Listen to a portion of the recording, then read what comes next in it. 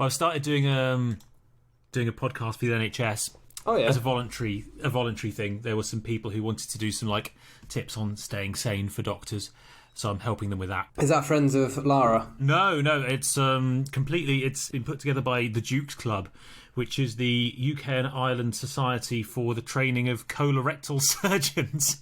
So an organisation close to my heart, and indeed arse.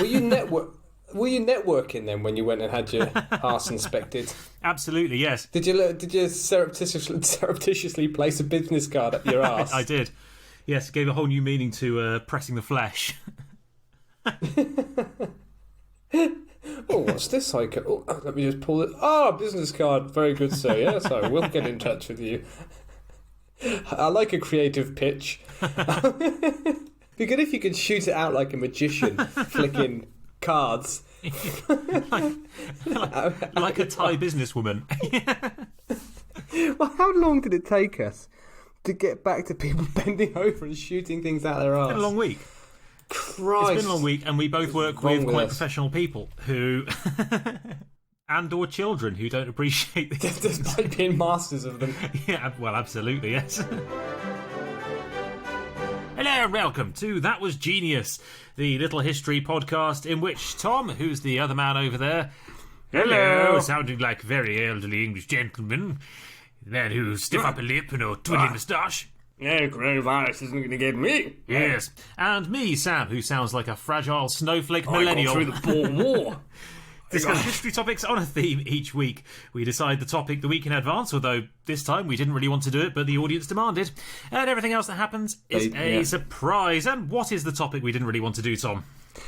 Why, pandemics, isn't it, Sam? It's pandemics. Everyone wanted it, you know. But we didn't want to be too cliche, did we?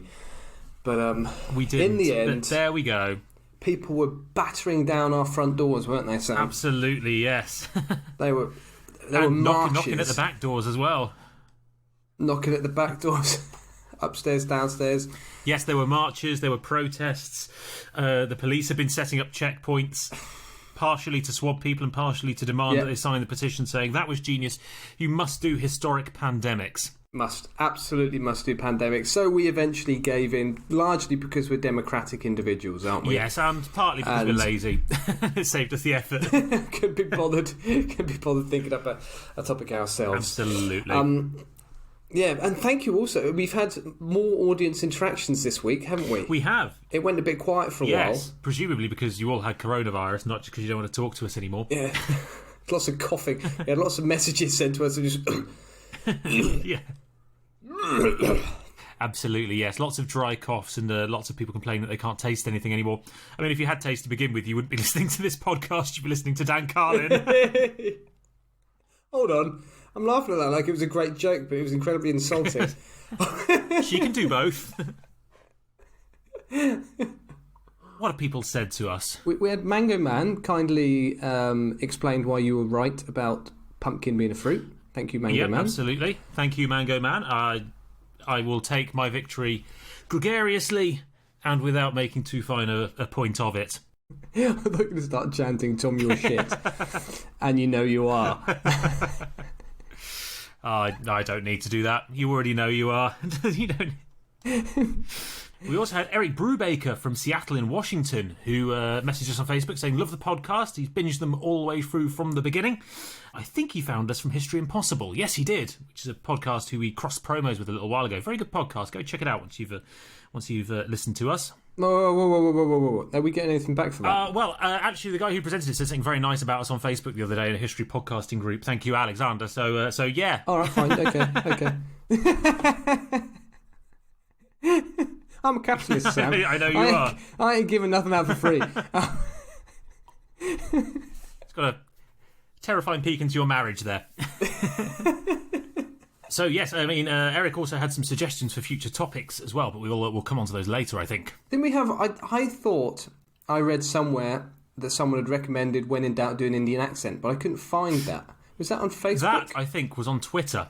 Oh, no, it was a review that someone left us on iTunes. Yes. That's right. Yes, well done. Yeah, it was a review. That's why it came through on my email. Yes, fantastic. When in doubt, do an Indian accent. Don't. It's very true.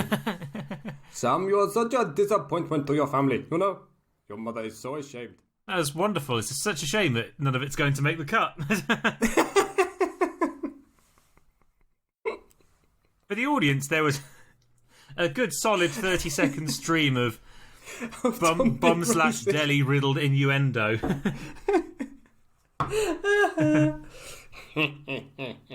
Done in a rather bad Abu accent. But not bad enough that I could pass it off as Romanian this time, like we did last time. Unfortunately, you've been practicing, which means that it can't make the cut. It was definitely an attempt at an Indian accent. We'll see. I'm on the whiskey tonight, so who knows what kind of accents will come out later. Might even get a share again. Christ, you're on the I am. Yes, I'm double parked tonight. I've got a whiskey and a beer. Whiskey and a beer. It's been a long day. Have you got like a Ponzi niche whiskey? Well, of course I do. You know I do. I wear band t-shirts. You know where this is going. You know who I am. Yes, I've got a wanky whiskey collection. I thought there'd be a limit to your cliche. Come on. How many whiskies have you got then? I have 9 whiskies on the go. No, I don't think I've ever even had one. Nobody really likes them. That doesn't surprise me. I don't think I've ever liked a spirit in my life. No. Apart from, obviously, our Lord Jesus the Christ. The ghosty ones. Yeah. Yes. Our Lord Jesus Christ, by the way, is an artisanal rum. Right. Who's going first? I'm going to go first this week. Fuck it, I'm not going to flip anything. I was going to bring up a box of paracetamol. Oh, jeez, the whiskey is strong. Did you say the whiskey is strong? Yeah, crikey, that was very... You could smell it over the microphone. That was unlike you. Smell it over the microphone. Yeah. No, well, I was going to bring up a box of paracetamol to flip, and then I completely forgot. And frankly, time's marching on, so I'm just going to go first. Go for it. I like this new assertive Sam. Yeah, yes. It's Sam who gets jobs done. 2 units of alcohol and I'm suddenly an alpha. Like a silverback gorilla. Who likes poetry. The podcast Churchill. It just... I'm happy as Larry with this. I like taking the back seat. I forgot to ask you how your research was, Tom. 2 weeks on the trot. I'm doing some serious history, Sam. Oh, interesting. But then next week, what I think I will do is find a silly source again. Excellent. In fact, I have one lined up. Oh, you've got a topic that you need to try and force us towards. Yeah, exactly. A little bit like a Scrabble player, just trying to squeeze out some letters. I will be trying to choose a topic that will allow me to pick this source. I could have almost done it this week, but I didn't think I would do it justice, so I've left it still in my back pocket. Excellent. In a hot take, in a bizarre twist, I've actually got some almost serious history today. Fuck off. Yeah, well, I say this, what I've actually got is some actually quite serious psychology with a funny history story wrapped around it. Yes. Okay. And I've also I've carefully engineered this so that we've got a chance to bring out an old favourite classic impression, Tom. So I hope you've got some water. Oh, come again. Yes. Da, da, da, da, da. Yes, we're bringing back the Count from Sesame Street. Yes.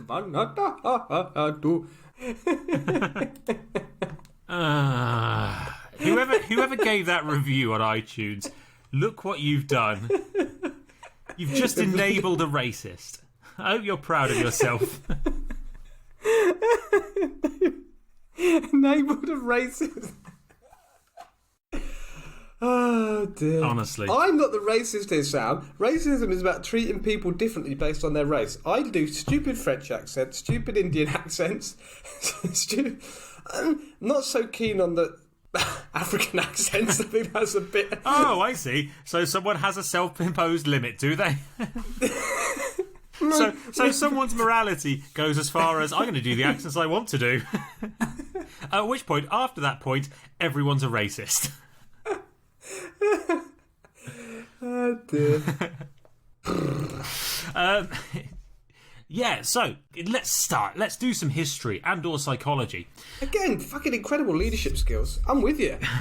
Yes. Look at me go. Look at me lead. We're still 20 minutes in. Fuck it. Where are the Germans? Let's go for it. Come on. Out of the boat. I'm following you, Sam. You lead the way. Yes, absolutely. I'm like Mad Jack with a sword up the beaches, up Gold Beach or whichever one he was on. Right, today, Tom, I've got that's needs some context. I'm not going to give it because I want to get it moving. I think that's... Which one was that? Was that episode 2? Oh, I don't know, but it's quite 3, well known. 4? Mad Jack, whatever his name was, the British officer who stormed Normandy with a sword. Umbrella. With a claymore instead. With an umbrella and a bowler hat. And do you know what I discovered the other day? There is a regiment in the British Army for lawyers. Is there? Yeah, the Inns of Court Regiment. There you go. Fuck me. Can you imagine trying to get them onto the beaches in Normandy? I think you'll find you were the first on the boat, and thus you should be the first off the boat, according to the agreement we set out 2 weeks ago. Objection! Fucking argumentative, aren't they? Absolutely. Charge 80 quid just for getting on the boat as well. Right. Yeah. And everyone that gets shot around them, they stop to check if they've got a will. Just sprinting after ambulances. I was about to say. Yeah. They're the geezerish ones at the back of the boat. Have you been a lawyer? Where the fuck did you study law? Croydon Polytechnic. Yes. The internet.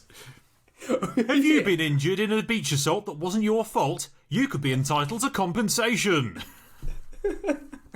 Today, Tom, I've got something that's a bit silly, but... I'm bleeding to death. Well, just put that aside for a moment. I think we could get you some money. As the Stukas rain down from above, where there's a plane, there's a claim. Right, Tom, today I'm going to talk about something that's a bit silly, but is a very real phenomenon that still happens today. And in 500 plus years, we've still not actually quite worked out how it works, which I thought was pretty cool. And the clitoris. No further comment, Your Honour. And I picked this topic very specifically because sorry, I did a little whiskey burp there. Scusi. So I picked this story very specifically because a similar topic was covered in an episode of House, the hit TV drama, which is good, isn't it, Tom? Because it gives you a chance to do your one and only impression. Bother, Blackadder. Absolutely. The one and only Hugh Laurie. Hugh Laurie. Yes. Did he go to Cambridge? He may well have gone to Cambridge. He was certainly Oxbridge, wasn't he? Yeah, he was definitely footlights. He was Cambridge through and through. Cambridge through and through. Yeah, absolutely. He took place in the Oxford-Cambridge boat race. Oh, did he? I didn't know that. Yeah. It's very irritatingly talented. Yes, he's a superb musician as well. Yeah. It's an amazing blues album. Talking of sickeningly talented, I need you to do me a favour. I need you to say something for me in Hugh's voice, which is going to be tricky, as I suspect possibly you could only say bothering Blackadder. Which I stumbled across. I don't know how, but I stumbled across the fact that I can make that sound just about like Hugh Laurie. We're going to try this anyway, and it's very unfair of me putting you on the spot so early. No. God, no. Because I need you to like you say, Sam, the amount of leadership you've displayed so far, I would streak naked through the village of Barbaram right now, if you asked me to do so. Well, fortunately, Tom, and for the people of the village of Barbaram, all I need you to say, in Hugh Laurie's voice, if you can, is Mass Psychogenic Illness.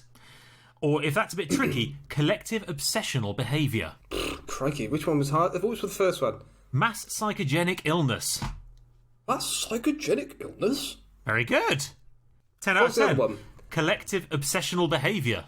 Blackadder. Collective obsessional behaviour, Blackadder? Perfect. I'm genuinely impressed. Oh, thank you. Well, that was it appears I can do a Hugh Laurie impression. Yeah, and as I said, this is a topic that was covered in House, one episode, and I think it was set on a plane. I can't remember. I saw it ages ago. But it's a real psychological phenomenon that I'm talking about today. And being, well, the next bit of my notes is, apart from being very difficult to say in Hugh Laurie's voice, but clearly not. Hey, talents I didn't realise I had. Absolutely, you've flummoxed my notes already.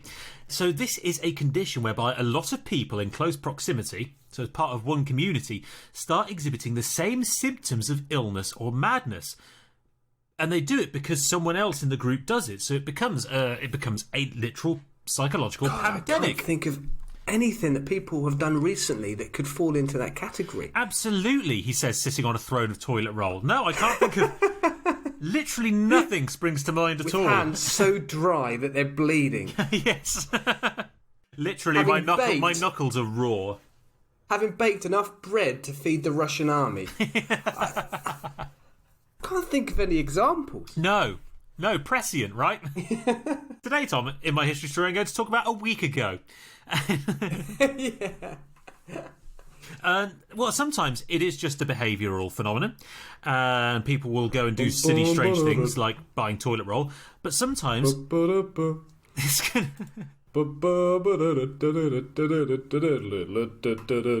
You said phenomenon. I did.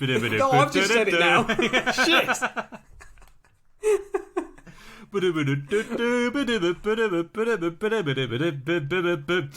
And sometimes people can get genuinely ill with vomiting, fever, or even rashes. Psychologically, people can convince their body to give them a rash. They aren't actually ill. They're just in a mental place where their brain makes them behave as if they are. It's really, really genuinely odd. And I can believe that, though. I can believe the mind over body thing there. Yep, if you believe you're ill, your body will make you will start to show symptoms. Absolutely. So they aren't actually diagnosably ill. They're just in a mental place where their brain makes them behave like they are. On the same principle, Sam, I used to be ugly, but I just kept convincing myself I was good looking, and before you know it, bang! For people, there you are. Bang! I'm like George Clooney. A face that could present podcasts. Absolutely. I'm like George Clooney, just with a bigger nose. You are like a Roman George Clooney. And a receding hairline. Yeah, I'm like a Roman George Clooney. George Cloonius. I'd look great on the side of a coin. Have to be a slightly lopsided coin to fit my nose on. It would, yeah. Shaped roughly like a prehistoric axe head.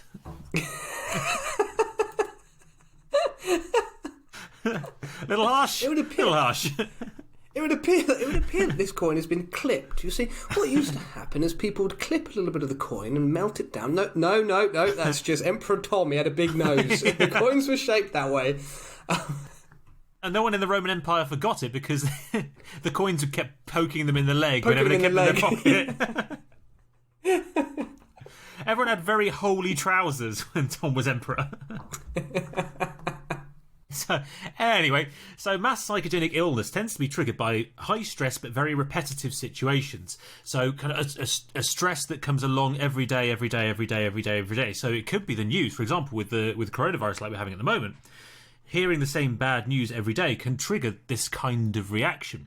So, for example, in April 1954, Seattle was hit by a absolutely bonkers phenomenon called the Seattle windshield pitting epidemic. Wow, windshield pitting epidemic. Eric, were you part of this? What? Eric's from Seattle, isn't he? Oh, he is, yes. Probably not that old. He'd have to be in his 70s. Oh, sorry, no. Eric, yes, Eric, who we mentioned just a moment ago. Yes, absolutely, yeah. So, no, not Eric Idle. I thought that was where you were going. I wasn't quite sure. But yes, Eric from Seattle. Your city, your fair city, a few decades ago... Are we solely responsible for this behaviour? Yeah, this is your bloody fault. Was hit by the Seattle... As the only person we know who lives in Seattle. Yeah. God, that was a big gulp. Was that your whiskey? No, I'm on the beer now. I've finished the whiskey. We're motoring through this. I'm going to be absolutely mullered by the time you start talking. The whiskey was so disgusting, you're washing it down with beer. It's not even good beer. It's it's non-brand supermarket lager from Aldi. It's a budget brand supermarket in the UK. So yes... The windshield pitting... Arsberg. Tom, I've got... Oh, God, I've got 2 pages of notes and I'm a quarter of the way down the first page. So, yes, the... Farting Black Label. What was the one we always used to drink at university? They sponsored a load of football teams. Frosty Jack cider. That was the one. Frosty Jack. Proudly brewed in Birmingham, a city which famously, if you've watched Peaky Blinders, has no fucking trees, let alone apple trees. Iceland apparently doesn't have very many trees. No, that's true, but Iceland isn't known for its cider. But it's not... I don't know what your point frosty. is. No, Greenland's frosty. Iceland's rocky. Anyway, right, going on. So the Seattle windshield pitting epidemic of April 1954 was a bizarre phenomenon in which people became convinced that their car windshields, their windows and the garage doors of their houses were being hit by millions of tiny unseen particles causing little dents. And it started in one street in the suburb of Bellingham and quickly spread to nearby towns and suburbs and eventually hit the city centre of Seattle. In effect, thousands of people came to believe that their communities were being sandblasted. Right. In fact, some people were even convinced that they could see tiny particles of glass being blasted through the air at incredible speeds. Absolutely bizarre. Now, initially it was theorised that the damage was just kids playing with BB guns. In fact, that's likely how all of this started. But pretty quickly, people and even the police came to believe that it could be the result of possibly nuclear testing fallout, possibly a nearby 1,000,000-watt radio tower, which could be literally melting bits off the glass of people's windows. It was possibly cosmic rays, or it was possibly a plague of sand fleas, which are tiny little creatures that create a kind of silicon ball around themselves to protect themselves. Over 3,000 reports of damage were filed with police over the course of just a couple of weeks. Basically, people's houses being attacked by balls of sand. But here's the thing, Tom. 90... balls. Sandy balls. Yes. But here's the thing. 95% of the cases that the police investigated never happened. There was no pitting. They were just imagining it. The remaining 5% were deemed to be kids with BB guns who were shooting things just to whip up more hysteria because it was funny. Because they were shit-stirring, yeah. Because they were shit-stirring, yeah. But 95% of it was purely imagined on the part of the victims. And as soon as the results of this investigation were announced on April 17th, the pitting miraculously stopped in a single day. It was like a light switch had been turned on, and the mass hallucination was broken. And this was in 1954. Now, in 1972, an unnamed university in the Midwest, I don't know why it's unnamed, but its name is never given in the 3 or 4 sources that I looked at to try and find its name. Around a dozen women working in a data centre at a university in Midwestern town reported smelling gas. Only one employee couldn't smell it. So inspectors were obviously called in. We all know who it was. It was fine, then, don't we? There's a pun coming because the name of the book about this is suitable. But yes, it was the obvious. She who smelt it. Or she. No, what's the one? Who didn't smell it dealt it. Dealt it. Yeah. She who said the rhyme. Did the crime. Committed the crime. Yeah. So gas inspectors were called in and they found nothing. They couldn't smell anything. There was no sign of gas leaks. There was no sign that there had ever been any problem at all. And the phenomenon is detailed in a book by Sidney M. Stahl and Morty Lebedoun with the completely unfunny name, Tom, Mystery Gas. An analysis of mass hysteria. Mystery gas. Indeed. Who did smell it, Tom? And who did deal it? These are the questions that we will answer in the next 200 pages. Yes. Page 1. It was a sunny afternoon in an unnamed Midwestern town. In the cafeteria, cauliflower cheese with burritos was being served. With a side of cabbages. It was German Day. Sauerkraut was on the menu. In the air-conditioned data centre with no windows. Fat Sally was feeling rather bloated. Yes. Whilst hungry Mabel had a nap. Could it be her? So, and likewise, in Malaysia, they fart as well. Do they? Yeah. They fart in Malaysia? All over the world. Farting all over the world, although it's more lactose intolerance over there. That was the status quo hit, wasn't it? Yeah, absolutely. Gassing all over the world. And here we go, and go again. Fletcher. In Malaysia, it's common for women working in factories to experience... To fart. It's a fart, yes. In fact, it's encouraged. Yes. It's thought to be good luck. Absolutely. And if you've ever seen Miss Saigon, you'll know from the famous song Red Wind that employers go out of their way to find flatulent females because it's such good luck. Absolutely, yes. In fact, it's supposed to be a key part of the leather tanning process. You just spit your water out. Almost. Just like bubbling from your end there. I heard it's like bubbling from Malaysia, actually. so in Malaysia, it's common for women working in factories to experience mass nausea, dizziness, and even unconsciousness. It's a phenomenon which, even until the mid-1980s, was treated actually very effectively and successfully by sending in either a witch doctor or a faith healer to exorcise the factory floor and expel Michael. George Michael, yeah. Oh, yes. Now, I don't know George Michael well enough to make a textile-related Malaysian George Michael pun, but I get the feeling you do. I don't. But I now feel like I would disappoint if I didn't come up with something. You go Googling, I'll carry on talking. So in one case in the early 80s, 300 women at a textile factory became nauseous and covered in rashes, all within the space of a day. Initially they thought it was a chemical textile dye, but nope, it was entirely psychological. So what causes all of this? Well, there is one thing in common, Tom, and that is... oh, go on. You can edit this bit in earlier. No, we're doing it live. Cashmere whisper. Just awful. Oh, no? Okay. I knew wool was waiting. Almost better. Right, okay, I'm joining in with this. There's got to be better. Can't make you weave me. You can't let you weave me. That just sounds like you've got a speech impediment. Hold on. Wake me up before you so. Oh, there we go. That was it. That's the one we were looking for. Nice. Beautiful. That's the right. So, what causes these bizarre phenomena that I've spent 25 minutes trying to talk about? Well, Tom, there's one thing in common, and that is a common community stress in a very tightly knit group of people. Often it's not see what you did there. at all related to not intentional. Often not at all related to the hysteria. In Seattle, for example, in the Seattle case, the hysteria was blamed on stress caused by the ramping up of the Cold War. And everyone was starting to do nuclear testing, so nuclear weapons were very much on people's minds. And everyone in Seattle literally everyone in Seattle. In the back garden. Yep. If you couldn't, you get mocked if you couldn't afford a bomb. No Bomb Barry had no mates. I'm tested. No Bomb Barry.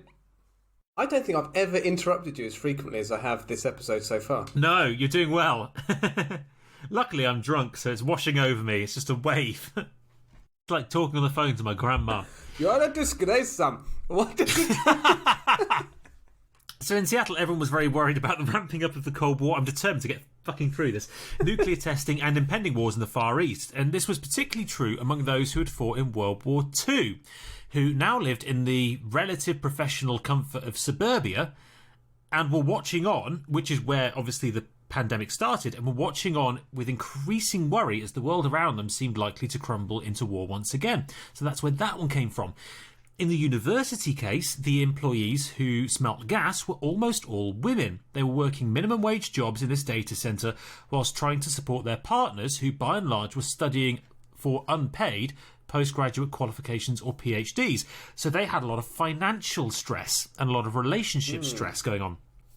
And in Malaysia, you've got women who are working very long hours for an absolute pittance of a wage whilst trying to support their families.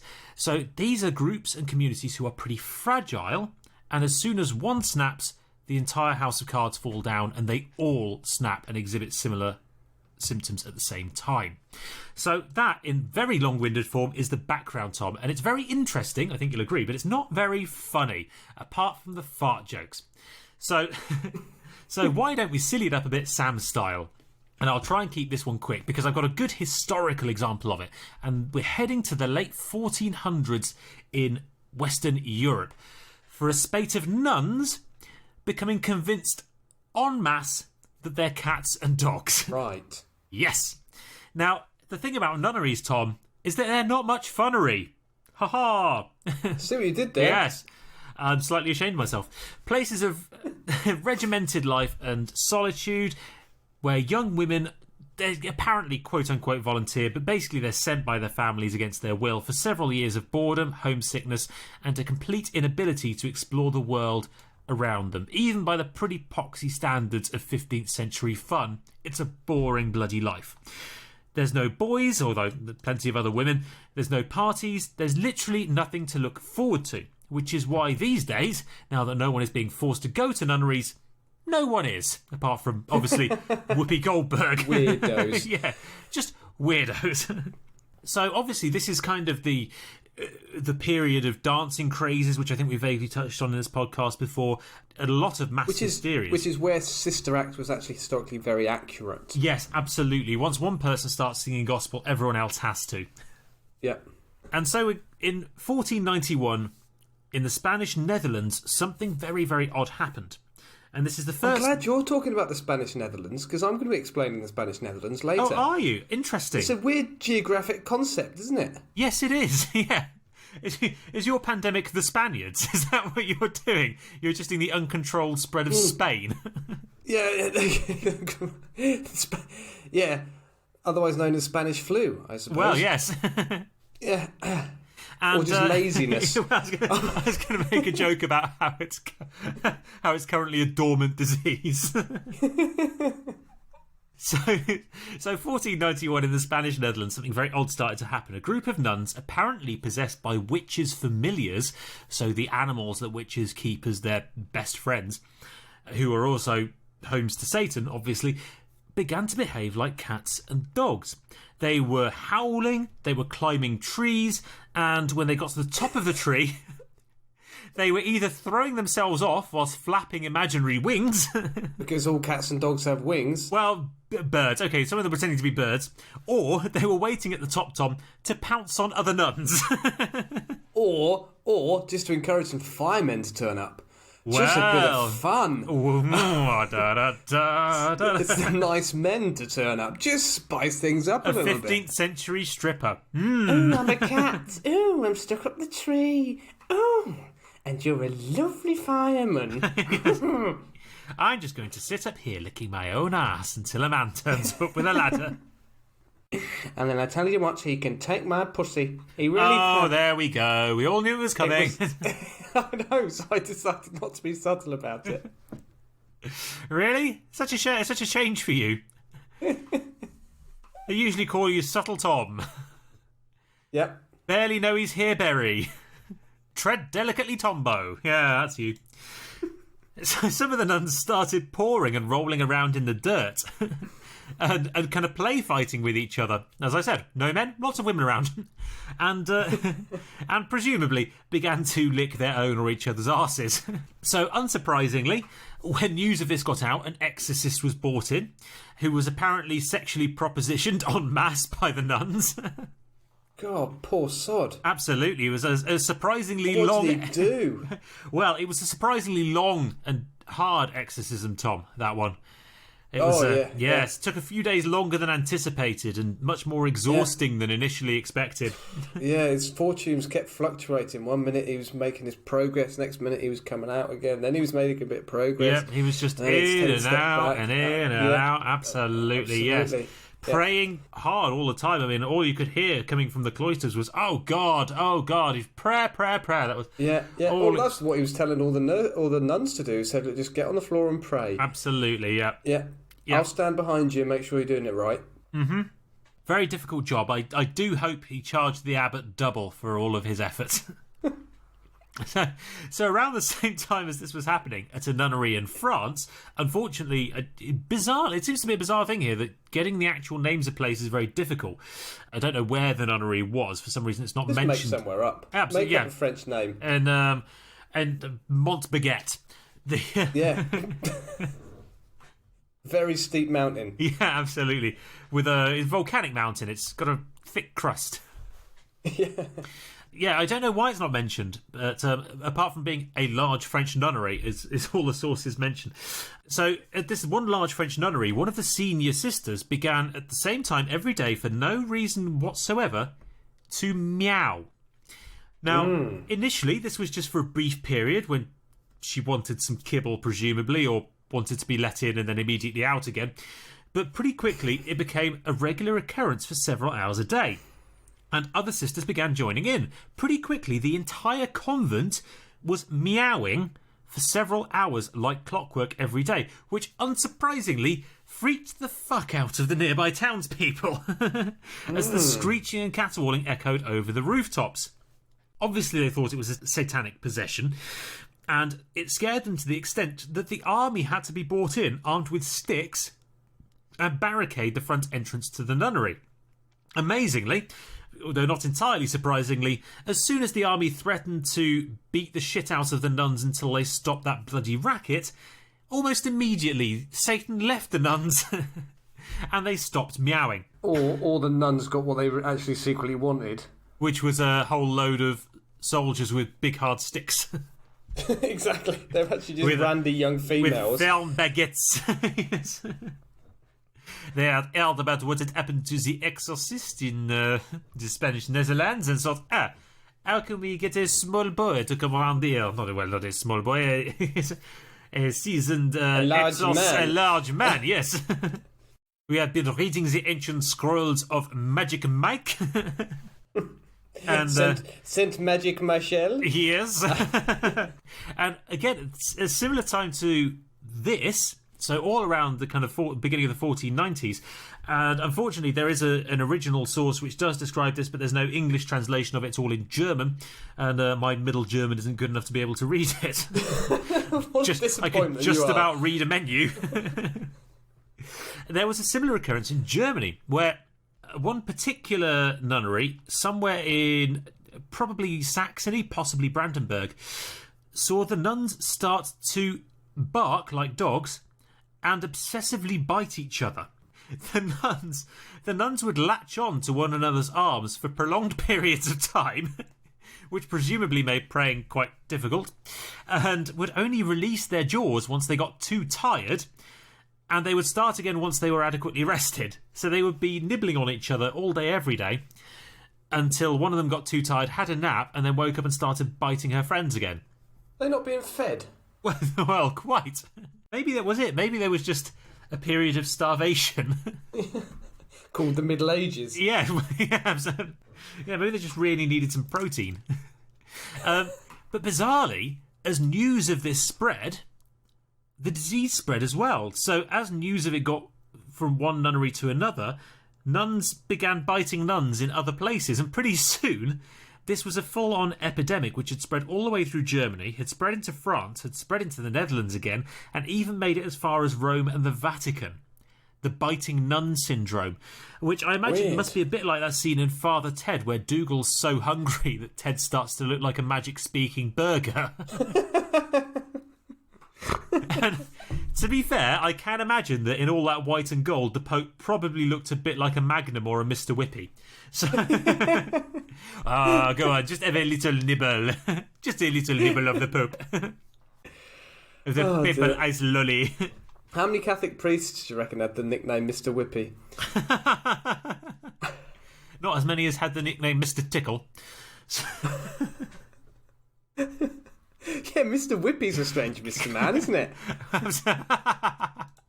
Yeah, the leather-bound one.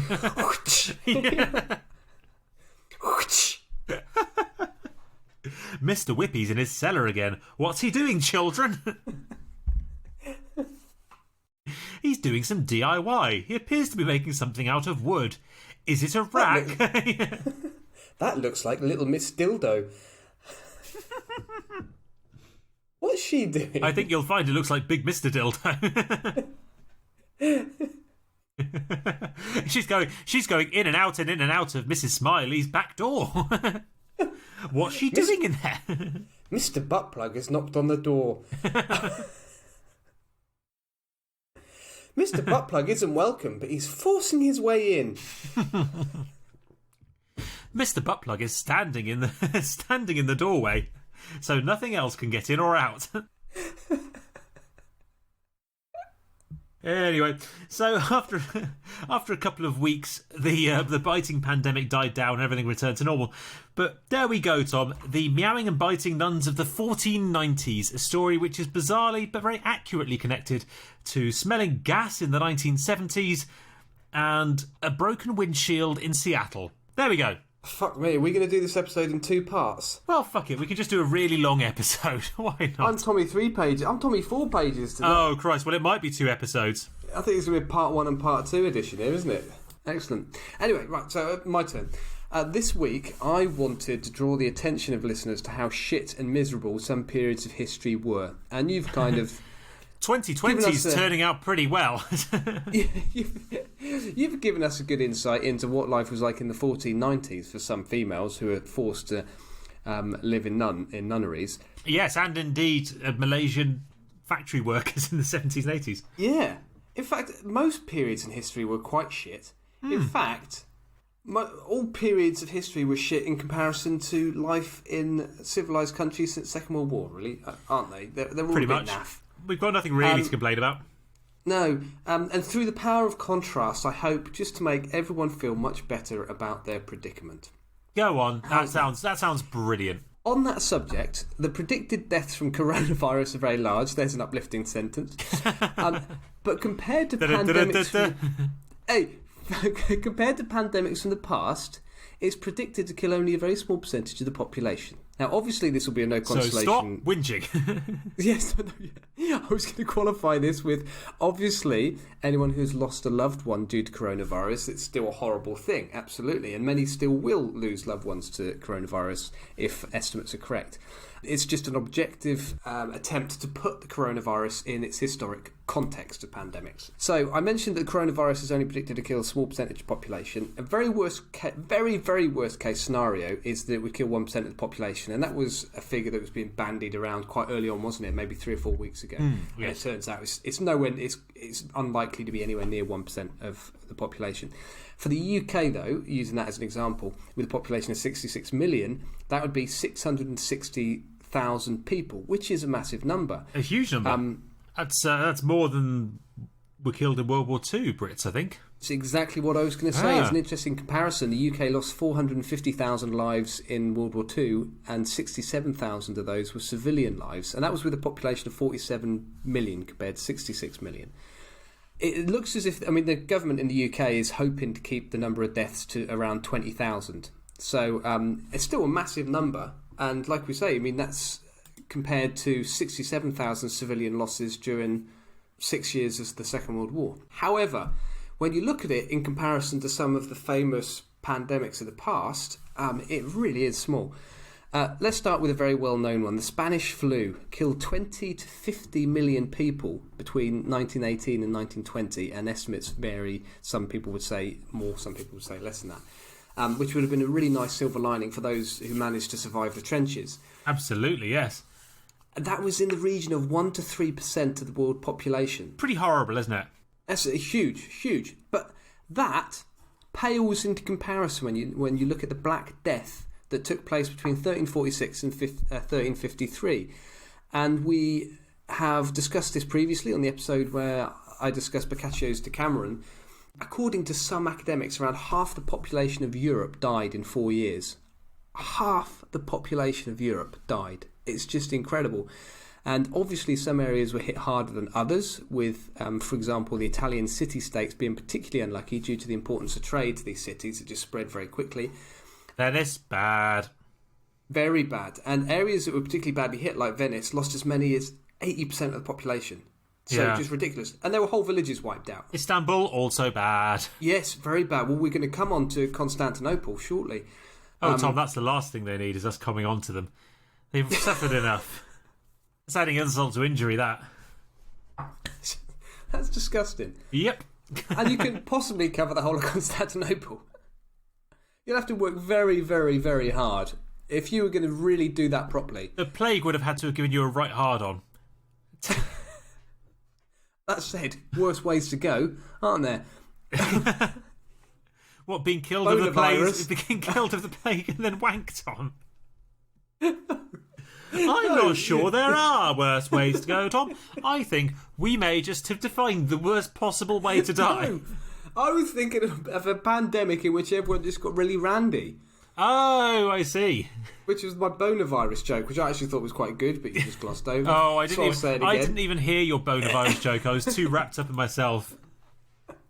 Bonavirus, very good. Thank you. And some villages, everyone died. So 4 or 5, a couple of years after the Black Death had finished, you'd go for a walk through the countryside. You might walk through a village, and there were just corpses everywhere because the whole village had died and nobody had buried any of the bodies. Ridiculous. And people make the mistake of thinking that the Black Death was a one-off event. The first recorded plague from the bacterium Yersinia pestis is actually called the Plague of Justinian, and I deliberately didn't mention it last week. And yes, this killed millions of people and had a massive impact in the course of human history. So that was in the 500s AD in Byzantium.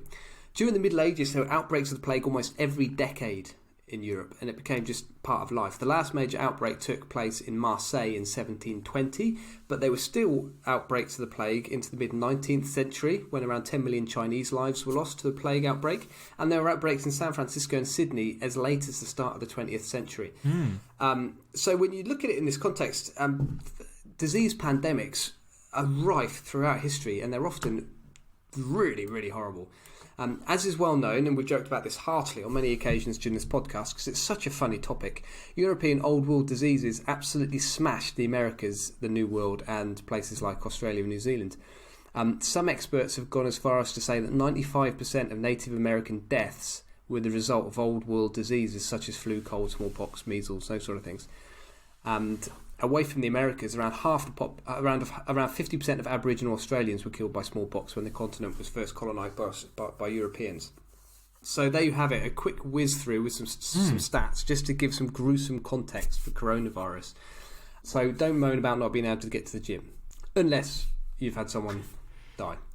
And also, we're going to do a Tom and Sam That Was Genius historical bodyweight workout series. Oh God, do we have to? Every fucker's doing it. Absolutely, but is anyone doing it? But is anyone doing it with trebuchets, Tom? Is anyone doing it with trebuchets? Well, mine's swinging freely at the moment.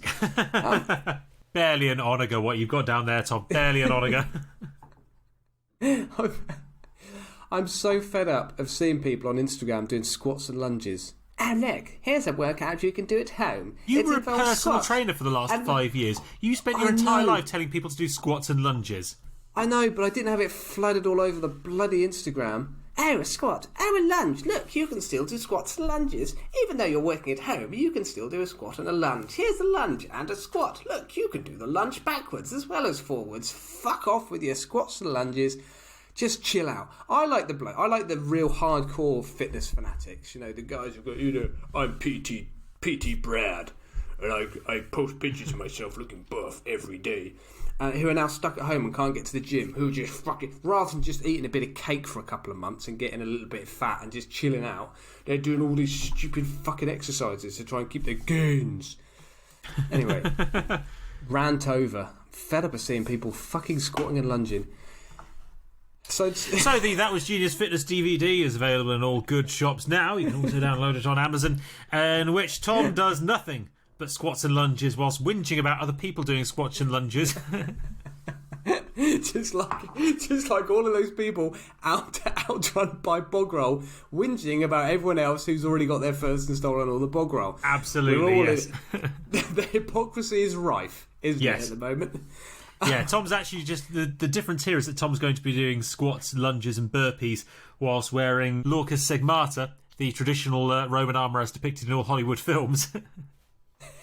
While Sam's doing it dressed as a Byzantine cataphact or heavy cavalryman. So... covered in hobnobs. Covered in hobnobs. Listen to last week's episode. Good throwback to last week's episode. With just a couple of chocolate buttons over his nipples. And a little chocolate starfish. Little? As if. Like a chocolate starfish with its tongue out. It's disgusting. More of a giant squid, Tom. More of a giant squid. Seldom seen, but once you do see it, you don't forget it. Occasionally, a Japanese fisherman will take a photo with it looking very proud, but really there's very little evidence it exists at all. Occasionally seen wrestling with a giant whale. This is disgusting. Yep, even by our standards. Right. Moving on. Onto the main topic of today, for me. The 30 Years' War. Now, this is a cracker, Sam, because the period between 1618... That's a twist. That's a flip around, isn't it? 30 Years' War, yep. So, but the period between 1618 and 1648, the 30 Years' War, in continental Europe was really not a very nice time to be alive. You don't want to be in continental Europe. Jesus. Dysentery everywhere. Well, we'll come on to that. It's one of the most miserable periods in history. It Truly sounds terrible. like it. Not much going for it at all. Shit really everywhere. Rather sloppy crap. Yeah. The incontinent Europe. Sorry, cheap blow. Cheap joke. The norovirus epidemic of 1618. So, I've already talked for a long time, so I'm going to sort of summarise quite a lot here. The 30 Years' War started, as all super devastating wars should, as an argument about the right way to worship an imaginary deity and live your life to please him. Yes, it was a war that started with Protestants and Catholics arguing. So, in 1619, I know, Les Ferdinand II became Holy Roman Emperor and decided that everyone should be a good Catholic like him because he was great and always right and perfect, and Ferdinand II was amazing and everyone should be like him. Since 1555 and the Peace of Augsburg, the semi-autonomous regions of the Holy Roman Empire could choose to be Protestant, Lutheran at the time, so most Protestants were Lutheran, or Catholic. The Holy Roman Empire, incidentally, at this time, and I mentioned this earlier in the podcast when you referred to Spanish Netherlands, was a very, very odd entity, the Holy Roman Empire. It was like a super-state made up of lots of other little states. And I will also come on to the Habsburg dynasty, which links into why there was the Spanish Netherlands a little bit later. Anyway, lines were soon drawn between the Catholic regions and the Protestant regions, and fight broke out. Like in the playground, a fight broke out between two kids, and then all the other kids started getting jealous and excited. Someone shouts bundle, and before you know it, there's a huge pile of boys having a good scrap. As it turns out, Gustavus Adolphus, King of Sweden, was the boy who shouted bundle. Sweden wanted to protect Protestants in the northern areas of the Holy Roman Empire, and Adolphus also wanted a good scrap too. As it turns out, he was a very good fighter and a pioneering military commander that influenced military commanders right up until Napoleon, I think. I think Napoleon was heavily influenced by Gustavus Adolphus. I could be completely wrong. Anyway, nobody will know. The Spanish then saw an opportunity to tighten control of the Netherlands. Yes, I know, confusing, isn't it? Here we get onto it. Why would the Spanish be interested in a country so far away from them? Well, okay, it's to do with the bloody Habsburgs, a medieval dynasty that... Oh, the bloody Habsburgs. The bloody Habsburgs. This was a medieval dynasty, probably the biggest medieval dynasty of nobles, kings, emperors, queens, princesses, princes, etc. And incidentally, all of those people marry each other. They do. That's how they did it. They built a huge and confusing empire through marriage. Yes, usually to each other and their own sisters. Yep, keeping it in the family. Yep. We are family. Marrying my brothers and me. Oh yeah. So that was the Habsburgs. Yep. As it turns out, the Holy Roman Empire and Austria were also Habsburg, and France thought, fuck this, we're not being encircled by these bloody Habsburgs, and so they decided to get stuck in too on the side of the Protestants. Yep. Very confusing.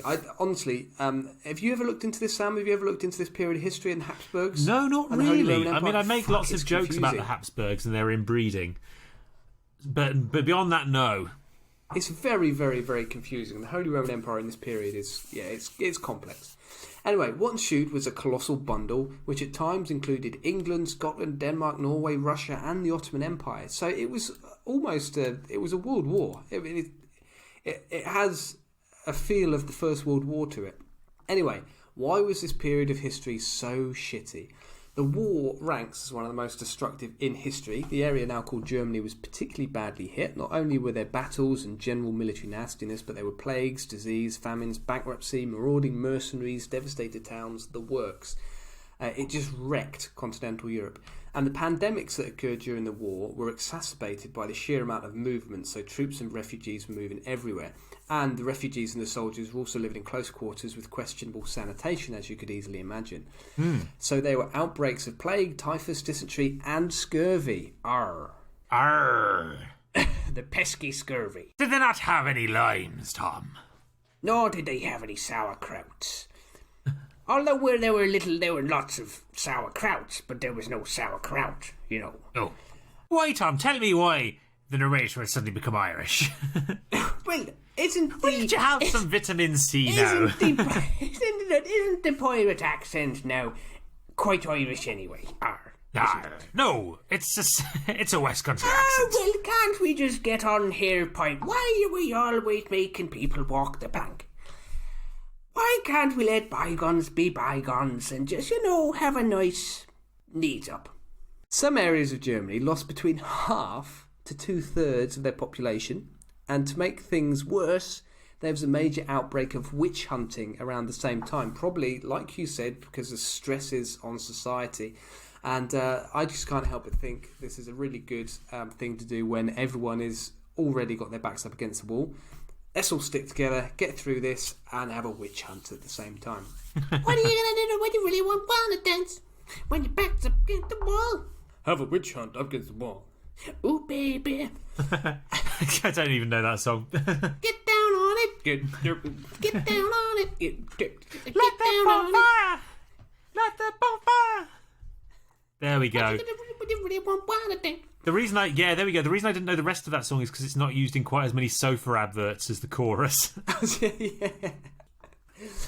Yes, so there were witch hunts as well. So a really, really, really horrible period in history. So when you're sitting at home in self-isolation, watching Netflix, thinking this is really boring, it could be a lot worse.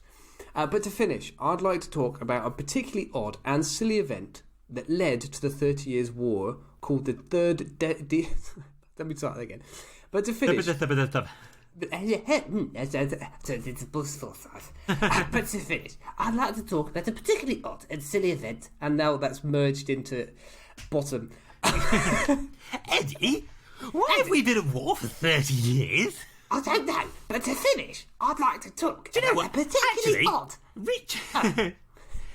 Richard and Eddie Hitler sound very much like I imagined the Habsburg sounded. They probably did, actually, didn't they? Hello! I'm going to go and ask advice of my wife, the Queen Consort, who also happens to be my mother-in-law. It's a very confusing family tree. Yes.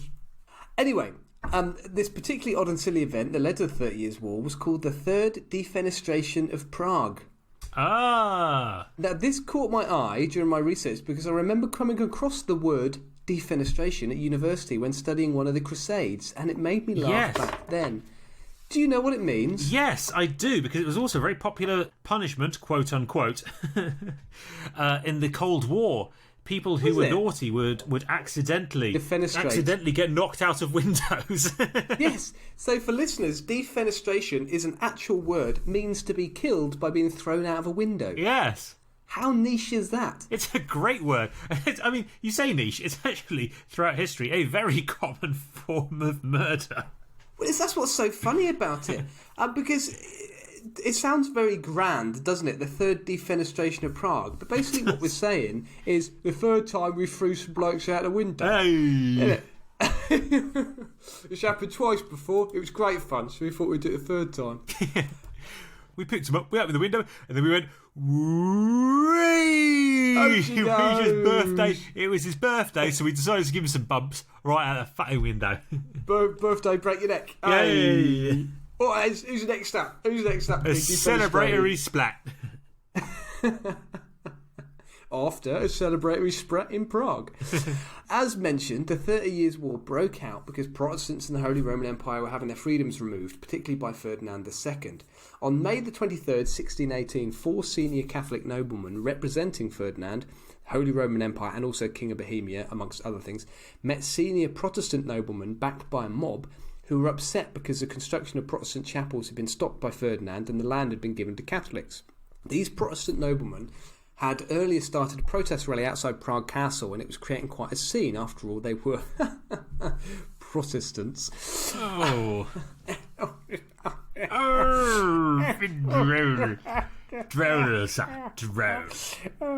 The Catholic noblemen were interrogated by the Protestant noblemen who were wanting to see who was complicit in Ferdinand's plans to stop the construction of the Protestant chapels. The Protestant noblemen decided to let a couple of the Catholic noblemen go because they were nice blokes and they actually weren't that involved, and they kept 3 of the hardline Catholics in the room, a chap called William Slavata and Jaroslav Martinich, with their secretary, Philip Fabricius. And do you know what you do with 3 people who were responsible for eroding your right to practice your religion freely?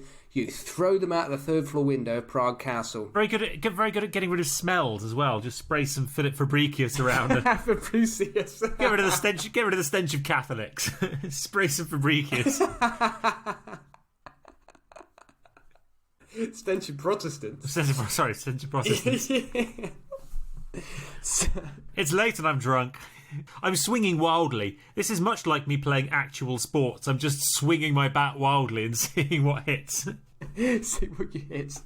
Hoping it isn't your doubles partner.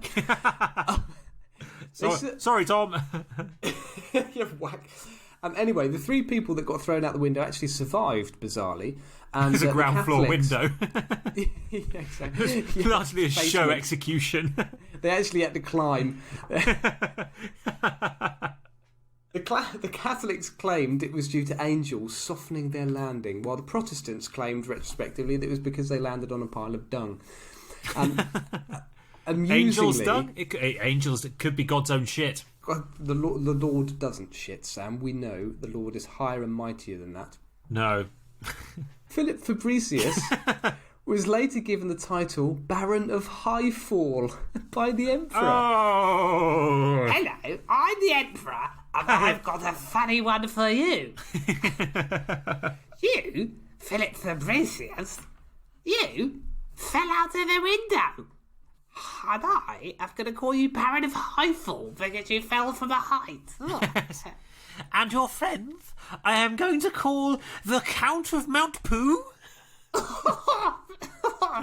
Good one, isn't it? Yes, absolutely.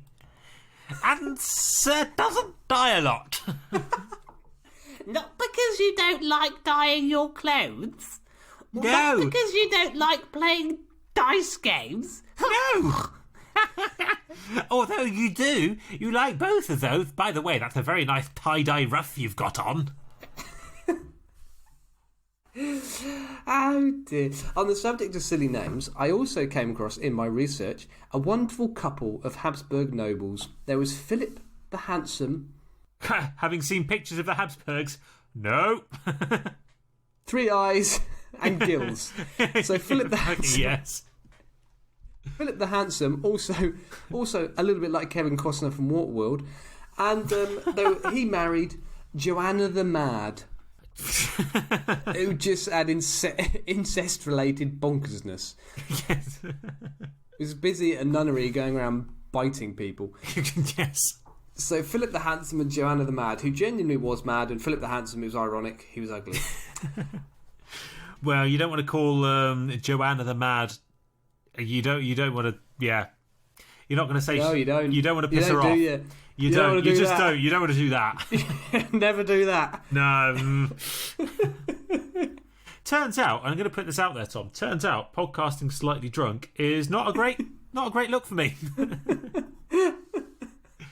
I think this is an experiment we won't be repeating.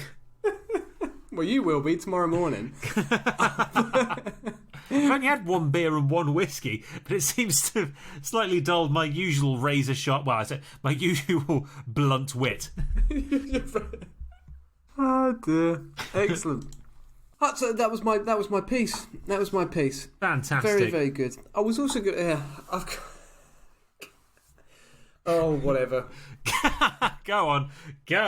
Well, we've got time. We want to make money out of this, don't we? We want to actually be able to pay our bills. We would love to be able to pay our bills, yes. That's the ultimate objective here. But nobody wants to advertise with us, presumably because we make lots of rude jokes and do Indian accents. For some reason, Yes. corporations don't want to be associated with that. Absolutely, yeah. I mean, I've pitched us really fucking hard to the Samaritans, and it was a hard pass, Tom.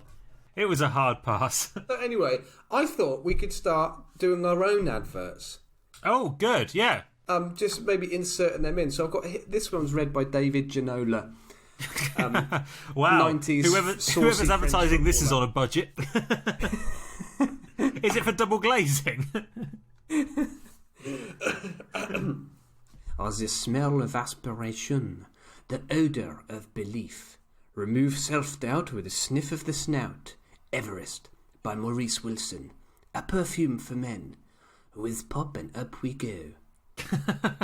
Nice. That's a wonderful throwback. But we need to Episode 52. Oh, he's got it written down. The consummate professional. Yes, episode 52. Maurice Wilson, the mad Englishman who tried to crash land on Everest and become the first man to climb it. Yes, very he's good. Now selling his own perfume. There you go. Yes. Earth insanity, momentary madness from Maurice Wilson. Ascent by Maurice Wilson. Oui. Faith by Maurice Wilson. Because you've got to have faith. Well, a very good advert. Well done. Thank you. There you go. I'd put that together. Wonderful. I will try and do some more for next week. Are we free to choose a topic next week now? Oh, well, I think we've done... Well, we have had some audience suggestions, so I'll go through them, and we might do some of them, but not if they link into my source. If yes, we might do one of them if Tom's pre-prepared source allows it. So the suggestions we've had, and these are suggestions from our friend Eric in Seattle. He was the one responsible for that epidemic in 1956, wasn't it? Stay inside, Eric. There's dangerous glass flying around. So Eric has suggested, in this order, deception. For example, the events leading up to D-Day, which they themselves are quite well known. The big D-Day deceptions. We've discussed that as well, haven't we? The sex dolls that were spread around the fields of southern England. We have, yes, absolutely. That was the episode Vanking for Victory, wasn't it? Yep, absolutely. We have. Great episode. But deception could be a really good one because we've also done episode number 1. In fact. We covered the Great Deception, didn't we, with old Warty Fabian? Oh, was that deception? That was individuals, wasn't it? But that was war heroes, yes. And that wasn't deception so much as avoid cowardice, tactical cowardice from faith. Yes, but deception. I think overall deception's an interesting one. Yeah, I think that could be a good one. I think it could be a very good one. Spouses. He also suggested. We've just done sidekicks, so maybe that one can wait a couple of weeks. Spouses, wasn't it? It was incompetent spouses, but I think that makes it a little bit tricky. So maybe just spouses, and they can be incompetent if we can find a good incompetent one. Maybe. Yep. Hoaxes, which we've we've touched on hoaxes a bit, but I quite like it. It's good fun. Yeah, it's good fun. We could do that one again. Yeah. So we've 3 more to look forward to in weeks to come, I think. But I don't know, Tom. I've got a complete mind blank. If only someone had an idea for a topic, Tom. I know that would come up with a funny source. Yes. Let's go for travellers. Can we do travellers? Travellers. Or could we do entertainers? Which would you prefer? Ooh, so when you say travellers / entertainers, are you thinking kind of carnival folk? Yeah, carnies. Circus folk. Smell a little bit like cabbage. Yes, good Austin Powers reference. I'm glad you got in there before I could remember the quote.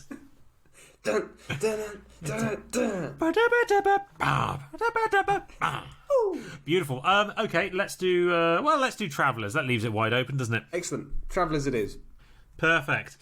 Okay, well, it's probably time to say goodbye, so we will see you next week for a wonderful journey. And we're going to do a little side episode, just a little mini episode where we talk about all of the things that you've sent us with suggestions for keeping yourself entertained whilst you're locked inside. Good history podcast and that kind of thing. So thank you to everyone who has sent one of those in. Right, I think it's probably time to say goodbye. Say goodbye, Tom. Goodbye. And it's goodbye from me. Bye. Bye.